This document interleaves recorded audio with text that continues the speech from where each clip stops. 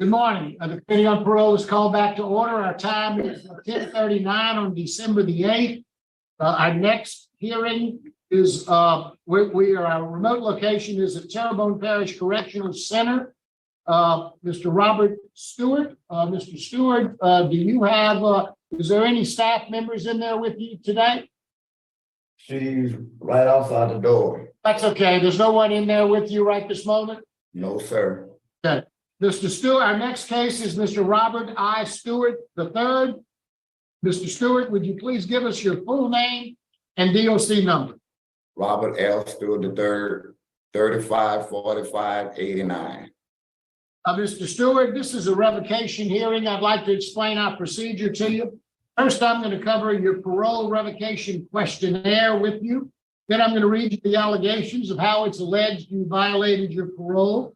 And then you'll plead either guilty, not guilty, guilty with the statement, or not guilty with the statement. And then we'll have a full discussion about the allegations. You also have a present today that wishes to speak on your behalf, Ms. Candy Biot. She is your fiance. Do you understand our procedure? Yes, sir. I would, do you have your parole revocation questionnaire in front of you? Yes, sir. Is that your signature at the bottom of the page dated November the 17th of 2022? Yes, sir. Are all of those questions still answered correctly as you did on November the 17th? All of them but number 5. Number 5 is your income? Yes, sir. I don't have one at the moment. Okay. That was in 2008. Okay. Now, you're not entitled to an attorney per our questionnaire. Do you wish to proceed today without one? Yes, sir. I'm going to read you the allegations. It's alleged that you violated rule number 4 in that you engaged in criminal activity by committing the charges of domestic abuse, battery, strangulation as evidence of your arrest on 7/12/2022. Terrebonne Parish Sheriff's Office. You pled guilty to the amended charge of simple battery on October the 19th of 2022 and were sentenced to 6 months in the parish jail and given credit for time served. Is that accurate? How do you plead to those charges, sir? Guilty with a statement or not guilty with a statement? Which one it is? All right. You tell me which one you want.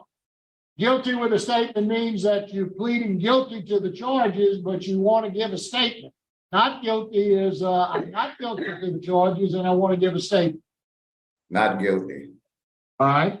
And I want to give a statement. Yeah. Mr. Stewart, your case was assigned to me, so I'll be the first one to begin our questioning. Okay. Okay. How long have you been detained now? Since July, is that right? July 12th, 2022. So you heard the allegations and you pled not guilty with the statement. So why don't you go ahead and give the statement? Tell me what happened on June the 23rd of 2021.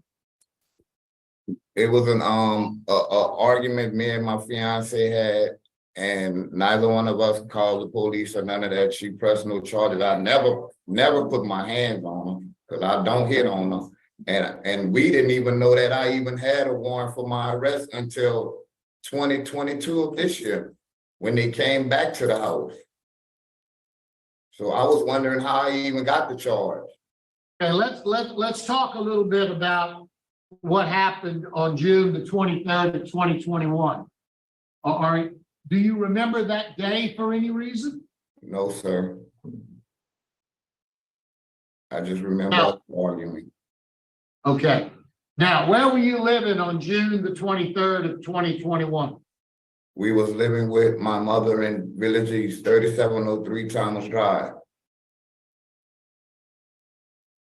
And where were you living on July the 12th of 2022?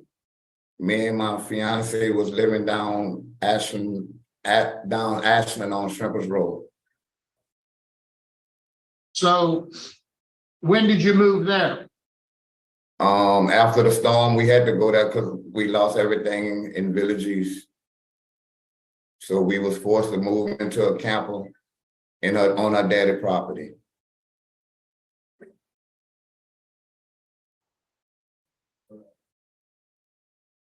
And how is it that you were arrested on July the 22nd? I had went to court for traffic tickets and they took me from court to jail. They found out that they had a warrant. Yeah, that was the third time I had went to court. And that was the third time they. What did you go to court for on the other times? For traffic? Driving under suspension. Did you have a lawyer representing you on these charges? No, sir. Well, you pled guilty, didn't you? To what? I'm not talking about your traffic tickets. I'm talking Oh, about. yes, sir. I did have a lawyer. Yes, sir. Okay. And why did you end up pleading guilty? Because he told me if I pled guilty to a misdemeanor or lesser charge, that it wouldn't violate my parole. That's the only reason I pled guilty. If I would have knew it would have violated my parole, I wouldn't have pled guilty to nothing. Because just like she's here today, she would have came to court and she had told him that nothing happened. It was a misunderstanding. I never put my hands on her. Well, tell me what the misunderstanding was on June 23rd. I mean, something happened on June 23rd that caused someone to issue a warrant for your arrest. What happened? What is alleged to have happened on June the 23rd? I don't even remember what we was arguing about, sir. We just started. Well, okay, you said nothing happened earlier. Now you're telling me y'all had an argument. I told you we had an argument. I told you it was an argument, but I never put my hands on her. I did, sir. So how did the police even get involved? Sir, I don't even know. She left my mama's house and the next thing I know, I had a warrant pop up. I don't even know. I have no clue.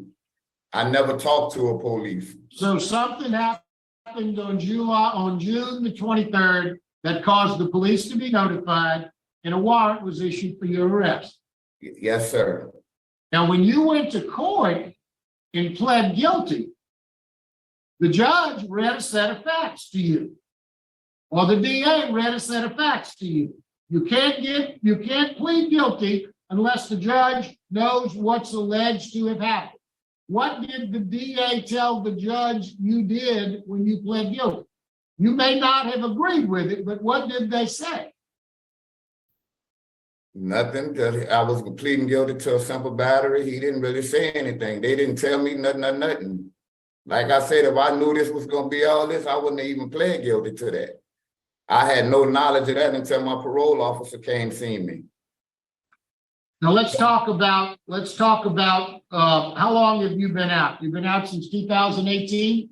Yes, sir. Have you been working? I had just found a job with my brother on the lawn service, cutting grass. And when was that? In 2021. What were you doing from 2018 to 2021? Trying to get my SSI check started up, but the COVID and then the storm hit down here and they shut down our Social Security office. So I had to wait. So that's when I picked up the little job they're doing, lawn service with him. So on June the 23rd of 2021, when Ms. Biot left, apparently somebody called the police or the police were notified that particular day. When did you and Ms. Biot get back together? Sure. June the 24th, 25th, a couple of days after.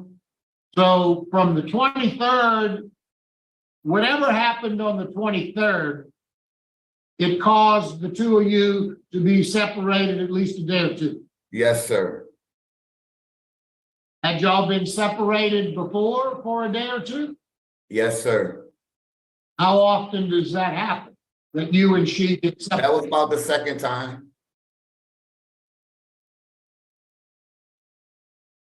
If you were to be released, where would you live? With my mom, me and her. What's the situation or what's the relationship now between you and Ms. Biot? Oh, we great, we good. Well, at some point, you intend to get back with her? No, indeed, never. Wouldn't dare. I don't have nothing against her at all. I love her to death. So you and Ms. Biot don't have a personal or intimate relationship anymore? Yes, we have a relationship. We engaged. Well, I guess I'm confused. My question to you was a second ago. If you are released, you said you're gonna live with your mom. Yes, because My we don't have, question to you, huh? And her. I said and her, sir. Oh, okay. Oh, all right. Okay. Well, I missed that part. I missed that. So you and she have a relationship. Yes, sir. Well, what was it you meant to say when you said, I don't want to have nothing to do with her anymore?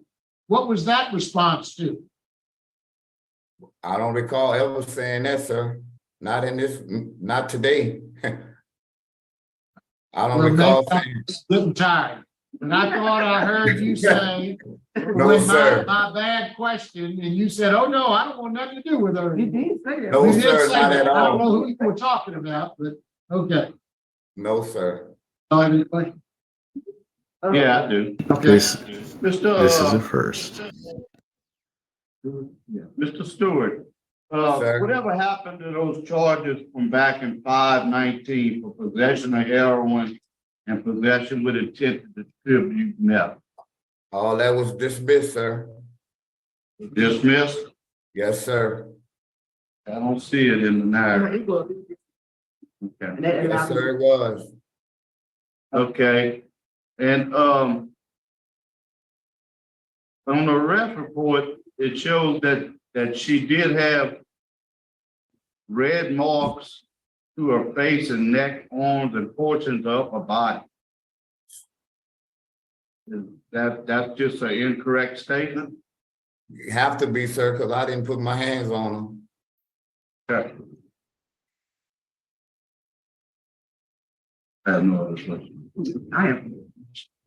Now, sir, you indicated, that you get SSI. So during this time, when you got paroled in 2018, were you ever receiving SSI benefits? No, ma'am, I had went reapplied, and when I reapplied, they told me I got denied, so I had to apply all over again. So when I goes back to apply again, that's when COVID hit. They stopped us from going in there. Now you gotta do it. I saw every time the officer would question you, you said you were waiting on your SSI disability. I think you stated on the form that you get SSI disability of $700 a month.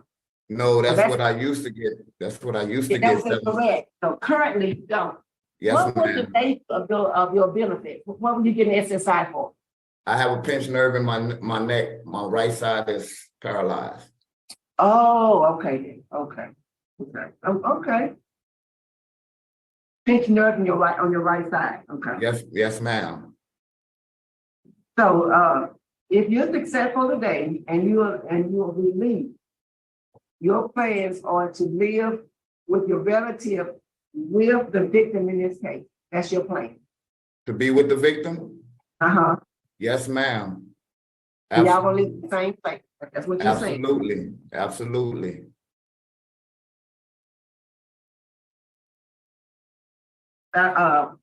You don't think it's that's kind of odd to the police report is quite detailed. I mean, it was a big ordeal. It's a big ordeal that day when the police were called. And the police report indicates that she called the police. Your victim called the police. She made the report to the police. She could tell you herself, ma'am. I know she didn't call them. I asked her, she told me she never called the police. She didn't even get a statement. That's all you go by, is what she tell you. Yes, That's ma'am. all we can go about is what's in the report. And what's assumed is what they said closer to the time it actually happened is the truest.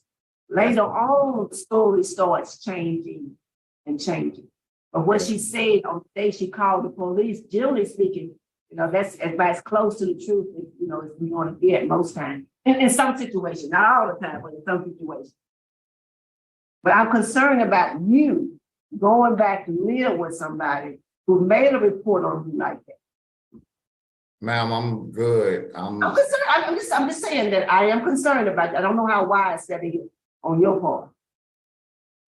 But that's what she thinks. So that's all I had. That's all I had, Jerry. Thank you. Thank you. Now we'll hear from Ms. Biot. Ms. Candy Biot.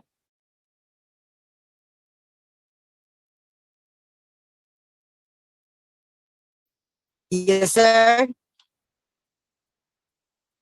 Ms. Biot, if you'll introduce yourself and tell us what happened on the 23rd and what you'd like us to know. Miss Candy Billiard, and how you want to say a mentally ill person. I have depression. He never put his hands on me. My cousin that I call my mom, my stepmom, that I was close to, she called the police. I wanted to go by my sister's house, but he doesn't want me going over there because it's not a safe environment for me because of the activities that go on over there. And I tried to fight, tell him, just so I can get out the house. And, it was just a big old misunderstanding, and I caused a big old scene just to get out the house. He's a good person. He's a real good help to me. And he helps me stay sane. If it wouldn't be for him, I probably would have lost it. Oh my God.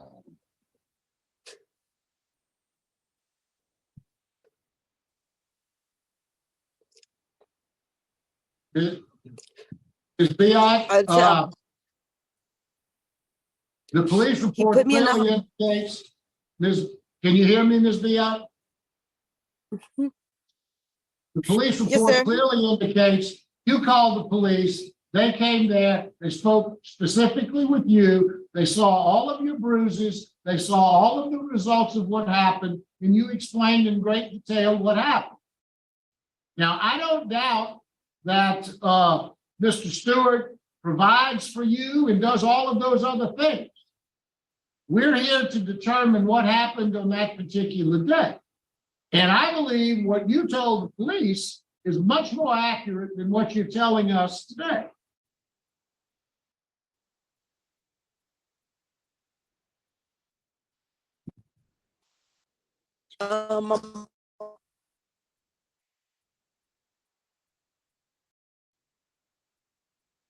We're having difficulty connecting with you for some reason. You got that? Yeah, it's her. No, sir. Yes, I was upset with him. That, sir. We can hear you. Go ahead. He's that we was arguing and stuff, and I started packing my bags, and he tried to stop me from leaving. That was all. And I did have marks on me, but it was from my bags. Oh. Her bag. On her bag. Putting her bags on the arm.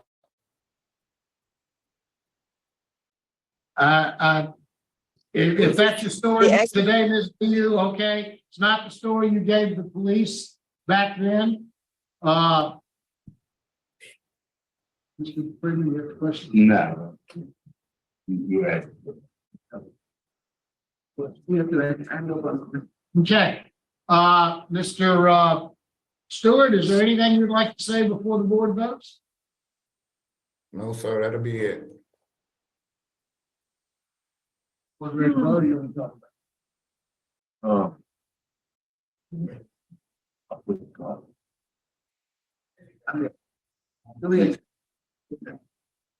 Mr. Stewart,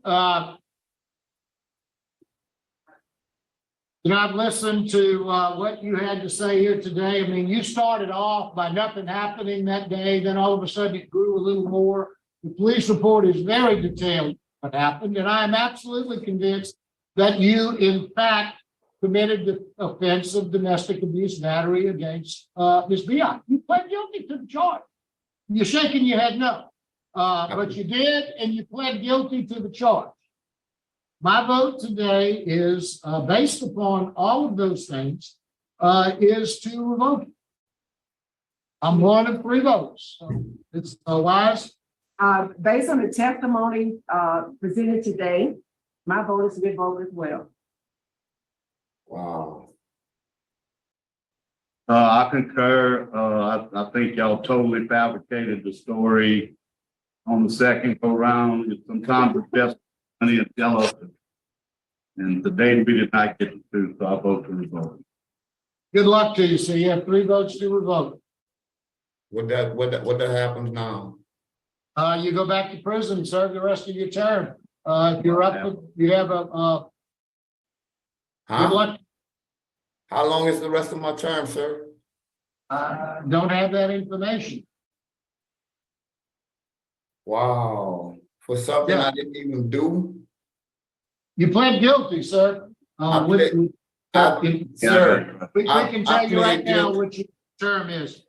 I pled guilty to a simple battery because they told me it was a misdemeanor. I didn't plead guilty because I was guilty to domestic abuse. Misdemeanor against the person, sir. Yeah. And you got to 11/22/38.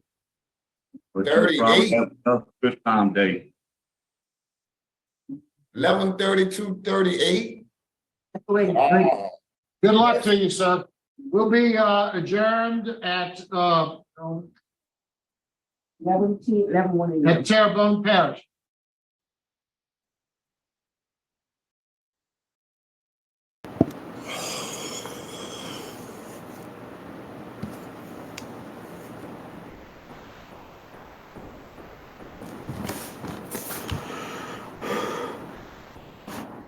I have to tell you that the entire time, up until the moment, I was like, okay, yeah, like he's getting revoked. He's lying. She's lying for him. It was obvious to them. He had that bungle where he, like, I mean, his temper was terrible against the board. He couldn't have really handled that entire hearing worse, I don't think. But to see him just find out now that he is going to be locked up until 2038 is just, that was just intense. He had no idea. She had no idea. How do you not know? I don't know. But he just basically found out over a call that not only is he not going to have freedom, but it's going to be 7 and 8, 15 years till his good time date.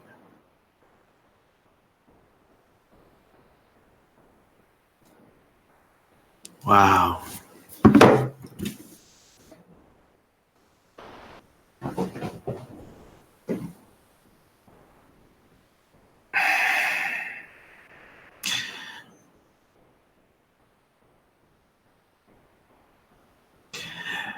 It's no one's fault but his own. It's no one's fault but his own.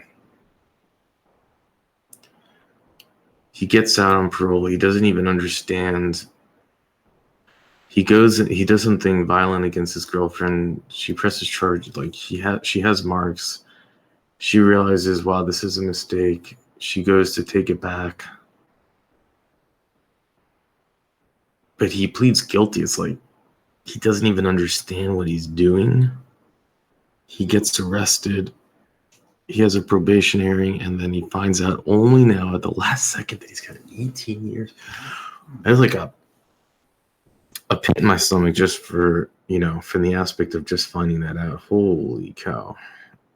But it's on him. I mean, he did it to himself. And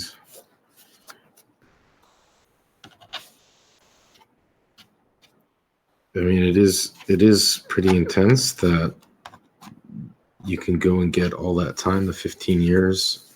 But I mean, he's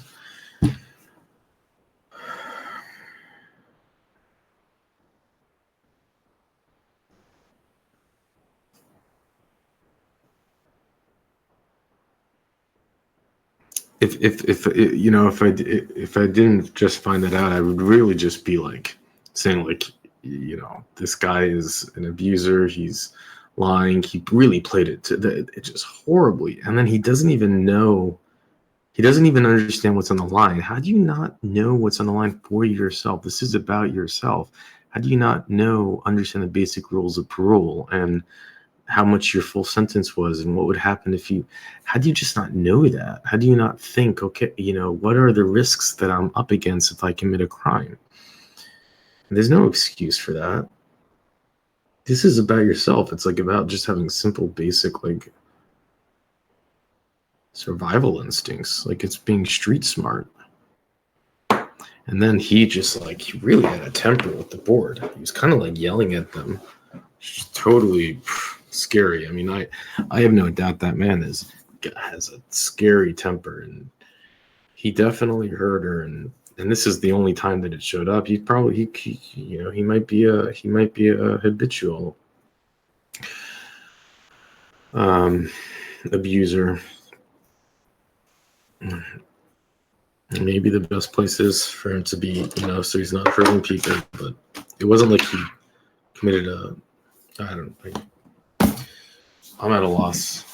I'm not going to defend him because he to me looked like a pretty scary guy. But I do at the same time